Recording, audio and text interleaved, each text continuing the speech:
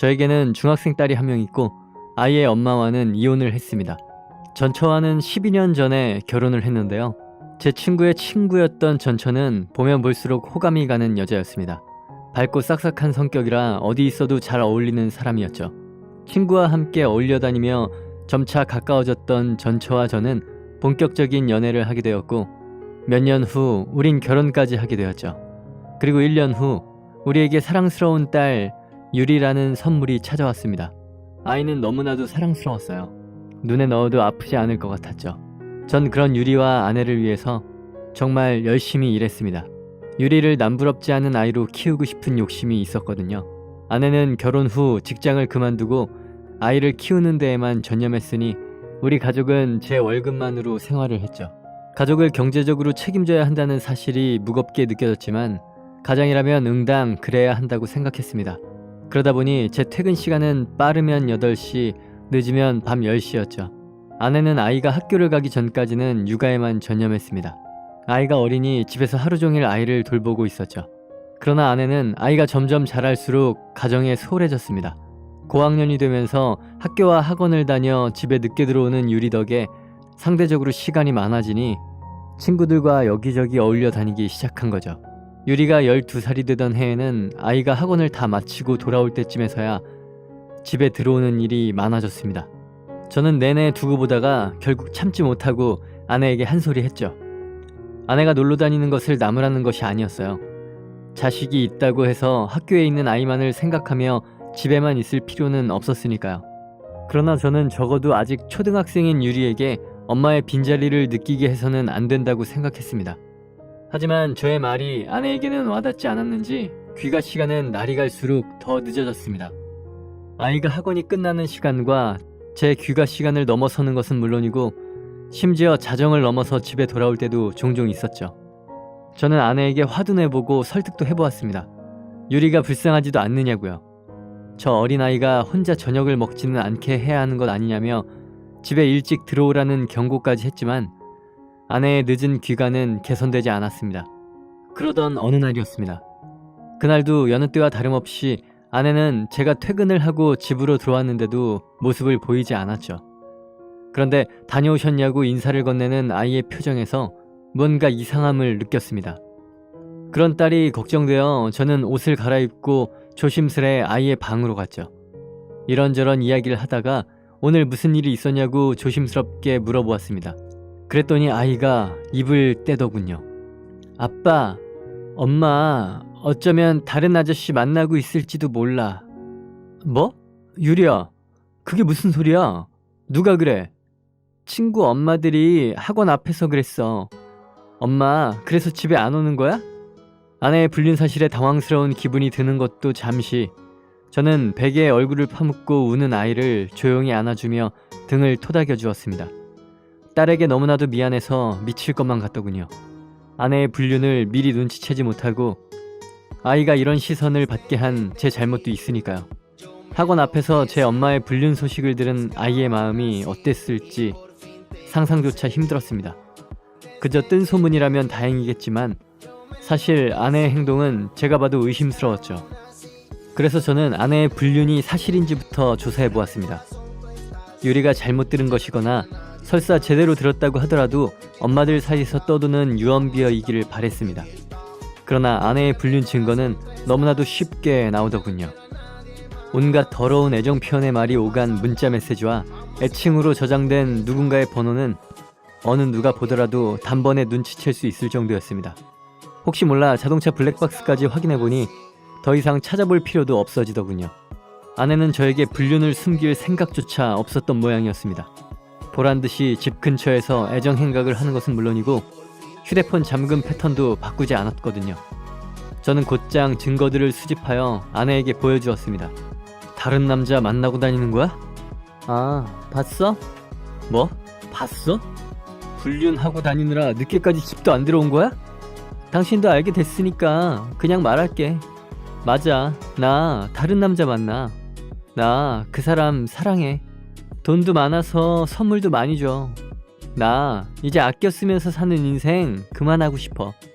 그냥 우리 깔끔하게 이혼하자. 저는 당당한 아내의 태도에 할 말을 잃었습니다. 어떻게 아이까지 있는 사람이 저렇게 당당할 수가 있을까요?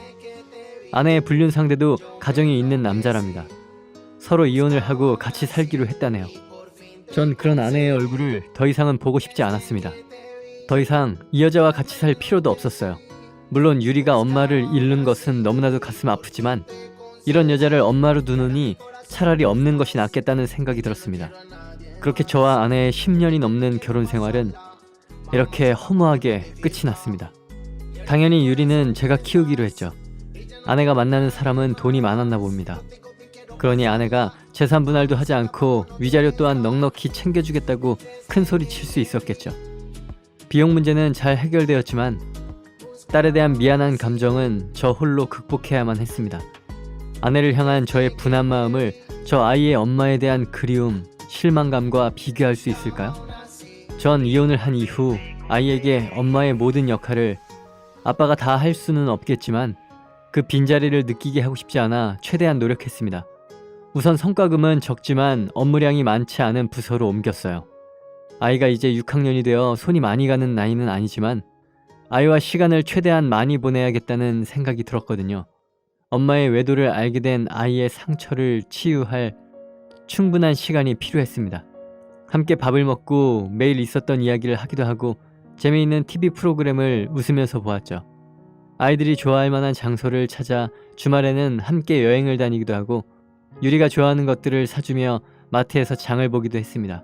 그러는 동안 유리는 단 한 번도 제 앞에서 엄마 이야기를 꺼내지 않았어요. 유리와 많은 대화를 하며 언젠가 한 번은 대화를 해야겠다는 막연한 생각이 들기도 했지만 막상 입이 떨어지진 않았죠. 아마 유리도 저와 같은 마음이었을 거예요. 차일피일 미루며 나중에 유리의 상처가 다 아물고 나면 언젠가는 이야기를 해봐야겠다 생각할 뿐이었죠. 그렇게 저와 유리가 서로 노력하고 있던 어느 날이었습니다. 근무 중 동생에게서 전화가 한 통이 왔죠. 동생은 저와 아내가 이혼을 한 후 아이에게 신경을 써주고 있었어요. 제가 채우지 못하는 부분을 동생이 조금씩이나마 채워주고 있었죠. 동생은 제가 전화를 받자마자 유리 이야기를 하더군요. 오빠, 유리 초경하는 것 같은데 알고 있었어? 저는 당황할 수밖에 없었습니다. 그런 부분은 전혀 눈치채지 못하고 있었고 설령 알았더라도 어떻게 해야 하는지 몰랐을 테니까요. 만약 유리에게 엄마가 있었으면 아이의 초경을 축하해주고 챙겨줄 테지만 그 몫을 다 제가 하려 하니 눈앞이 캄캄해지더군요. 당황스러운 마음에 동생에게 이것저것 물어보았죠. 저는 퇴근길에 동생이 알려준 여성용품들과 케이크를 사서 집으로 갔습니다. 아이와 함께 케이크에 촛불을 꽂고 축하 파티를 했지만 어딘가 허전한 빈 공간은 도저히 메워지지 않았어요. 제가 아무리 노력을 해도 엄마의 빈자리를 완벽히 채울 수는 없었습니다. 그러나 우리는 대부분의 시간을 다정한 부녀로 잘 지냈어요. 그렇게 유리는 중학생이 되었죠. 중학생이 된 딸은 학교와 학원으로 더욱더 바빠졌습니다. 그래서 저는 가끔은 친구들도 만나고 술자리에도 짧게나마 참석할 수 있을 정도의 여유가 생겼죠. 그러던 어느 날 고등학교 동창회가 있을 것이라는 연락이 왔습니다. 전 몇 년 동안 동창회를 가지 않았어요. 아내와 이혼을 한 후에는 유리가 걱정되어 참석할 수가 없었거든요. 그래서 올해에는 유리에게 이야기를 한 후 오랜만에 친구들을 만나러 갈 생각이었습니다. 조금 늦을 것 같다는 저의 말에 유리는 씩씩하게 저녁을 혼자 먹을 수 있다며 웃어 보였죠. 그런 아이에게 그럼 친구들과 맛있는 것을 사 먹으라며 용돈을 주었더니 아이는 활짝 웃으며 아빠 고마워 하며 좋아했습니다. 한참 친구가 좋을 나이이긴 하니까요. 그렇게 오랜만에 참석한 동창회에는 반가운 얼굴들이 많았어요. 여러 친구들과 인사를 하고 있던 중 특히나 반가운 얼굴이 보였습니다. 동서가 오랜만에 나왔네? 잘 지냈어? 저의 첫사랑이었던 지원이었죠. 학창시절 저의 옆자리에 앉았던 지원에게 알 수 없는 설렘을 느꼈던 저는 지원이를 짝사랑을 한 적도 있거든요. 지원아, 진짜 오랜만이다. 잘 지냈어? 그럼 잘 지냈지. 너는 왜 늙지를 않냐? 우리는 그렇게 옛날 이야기를 안주 삼아 술을 마셨습니다. 오랜만에 만나는 동창들과 이야기를 나누니 정말 기분이 좋더군요. 추억을 함께 공유하고 있는 친구들과의 대화 주제는 너무나도 다양했죠. 야, 너네 그 수학 선생님 기억나지? 엄청 엄하셨잖아. 알지. 동석이 너 그 선생님한테 한번 제대로 걸려서 엄청 고생했지? 아, 그랬지. 야, 그거 지연이 교과서 안 가져온 거 덮어주려다가 그런 거잖아. 저는 그날을 떠올리며 미소를 지었습니다. 한창 제가 지연이를 좋아하던 시절, 지연이가 수학 교과서를 가지고 오지 않았던 날이었습니다. 평소 무섭기로 유명했던 수학 선생님이었기에 지연이는 어쩔 줄 몰라 했고, 저는 지연이에게 제 교과서를 넘겨주었었죠. 지금 생각해보면 참 풋풋했던 시절인 것 같아 새삼 감탄했습니다. 그 순수했던 동석이는 어딜 갔느냐며 저를 놀려대기 시작하는 친구들과 한참 이런저런 이야기를 했네요. 그렇게 무서웠던 수학 선생님이 야자 시간에 국어 선생님과 함께 있는 것을 누가 보았다라는 이야기부터 수학여행에서 1등을 했던 춤을 다시 춰보라는 이야기까지 한참 동안 왁자지껄 예전 이야기를 하다가 지원이가 저에게 물었습니다. 동석아, 너 결혼했지? 애도 있나? 딸 중학생이야. 아내랑은 몇 년 전에 이혼했어. 아, 그래? 미안해. 아니야, 네가 뭐가 미안해. 3년이나 지났어. 괜찮아. 너는 결혼했어? 아니, 난 안 했지. 공부하다 보니까 늦어지네. 공부? 무슨 공부하는데? 아동 심리 쪽 공부했어. 근데 너무 오래 해버렸네. 저는 순간 집에 있는 유리가 생각이 났습니다. 지연에게 유리의 심리에 대해 묻고 싶은 것이 많았지만 동창들과 함께 다 같이 모인 자리이다 보니 어수선하기도 했고 집에서 기다리고 있는 유리가 생각나 먼저 귀가했죠. 그리고 다음날 저는 어제 하지 못했던 유리 이야기를 해보려고 지연이에게 연락을 했습니다. 지연이와 이런저런 메시지를 주고받는데 유리가 제 핸드폰 화면을 슬쩍 보더니 저에게 잘해보라고 하더군요. 지연이가 설정해 놓은 프로필 사진을 언뜻 본 모양이더군요. 저는 아이에게 그런 것 아니라고 이야기했지만 유리는 그저 싱긋 웃기만 했습니다. 저는 지연이와 시간을 맞춰 따로 만나 유리 이야기를 했습니다. 아이가 제일 먼저 제 엄마의 불륜 사실을 알게 된 것과 지금껏 엄마의 이야기를 한 번도 꺼내지 않았던 사실까지 전부 다 말했죠. 유리가 엄마의 빈자리를 종종 느끼는 것 같아 걱정이 된다면서요. 그러자 지연이는 한참을 생각하더니 본인이 유리를 직접 한번 만나보는 게 좋겠다고 하더군요. 갑자기 만나는 것은 아이가 부담스러워할 수 있으니 최대한 자연스럽게 자리를 만들어 보기로 했습니다. 그래서 저는 다른 동창 부부와 함께 지연이를 집으로 초대했어요. 다행히 유리는 지연이와의 첫 만남에서부터 잘 맞는 듯 보였습니다. 서로 성격도 비슷한 것 같고 이야기도 잘 통하는 것 같았죠. 그렇게 유리와 친해진 지연이는 종종 우리 집으로 놀러 오기도 했고 유리와 밖에서 따로 만난 적도 있었습니다. 많은 시간을 보내며 유리와 깊은 이야기를 나눈 지연이는 저에게 유리에 대해 이야기해 주었죠. 생각이 정말 깊고 착한 아이라고 하더군요. 아이는 자신이 받은 상처보다 아빠가 받았을 상처를 더 걱정하고 있다고요.